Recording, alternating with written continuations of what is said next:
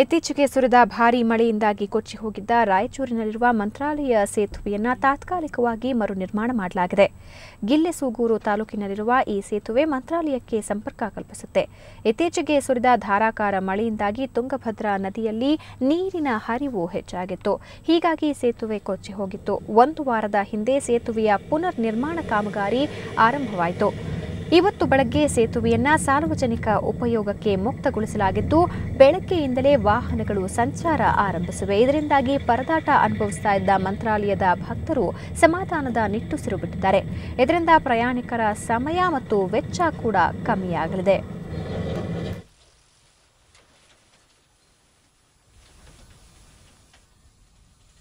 ಅದರ ಏನು ತುಂಗಭದ್ರಾ ನದಿ ಸೇತುವೆ ಏನಿದಿಲ್ಲ ಅದು ಮತ್ತು ಪುನಃ ಆರಂಭವಾಗಿದೆ. ಕೆಳಗಿನ ಸೇತುವೆ ಅದು ಮೊನ್ನೆ ನೀರು ಹೆಚ್ಚಿಗೆ ಬಂದು ಫ್ಲಡ್ ಇದಾಗಿತ್ತು.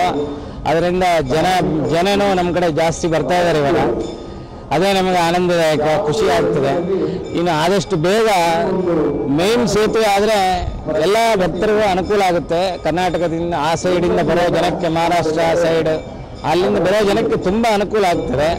ಆದಷ್ಟು ಬೇಗ ಅದನ್ನ ಪೂರೈಸಬೇಕು ಅಂತ ನಮ್ಮ ಒಂದು ವಿಜ್ಞಾಪನೆ. ಈಗ ತೊಂದರೆ ಆಗುತ್ತೆ.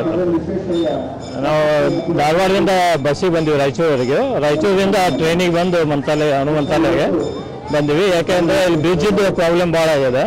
ಅದು ಇನ್ನೂ ಬೇಗ ವರ್ಕ್ ಆಗಬೇಕು. ಸರ್ಕಾರ ಅದಕ್ಕೆ ಗಮನ